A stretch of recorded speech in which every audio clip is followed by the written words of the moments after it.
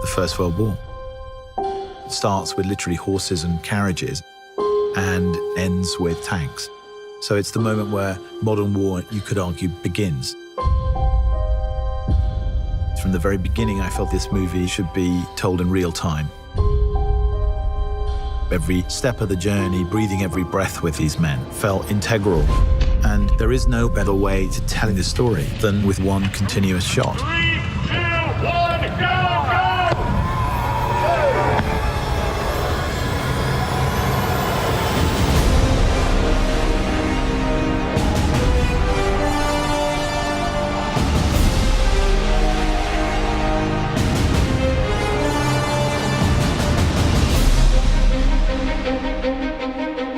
From the first moment I talked to Sam about the idea of it as a one-shot movie, I knew it was going to be really immersive.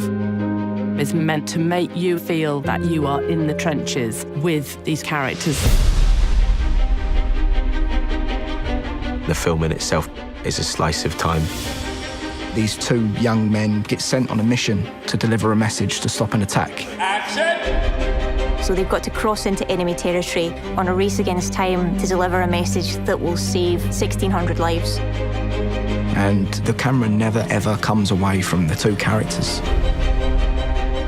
There's always that sort of get-out-of-jail card that you have with a movie. Well, you know, we might be able to cut around this, or we might take that scene out.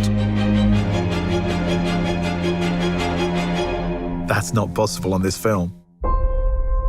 The dance of the camera and the mechanics all have to be in sync with what the actor's doing. When you achieve that, it's really beautiful and exhilarating. Sometimes you have a camera being carried by an operator, hooked onto a wire, and the wire carries it across more land, and it's unhooked again. That operator runs with it, then steps onto a small jeep, which carries him another 400 yards, and he steps off it again and goes round a corner. Let's go back to one. This film does not take place in a series of interiors. This is endless exteriors. No location ever repeats, so you're constantly moving through landscapes. Being such an exterior movie, we're very dependent on the light and the weather. And we kind of realized, well, for a start, you can't really light it. Action. Because, you know, if you were running down a trench and turning around 360 degrees, there's nowhere to put a light anywhere. And because we were shooting in story order, we have to shoot in cloud to get the continuity from scene to scene. So some mornings the sun would be out and we couldn't shoot. So we would rehearse. And we're rehearsing. And then we'd be waiting around, everyone with their eyes up in the sky, trying to see how long it'd take for the sun to move behind the cloud.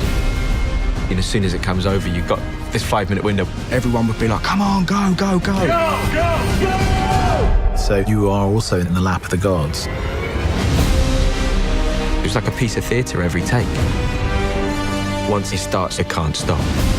If something goes wrong, you just have to keep going.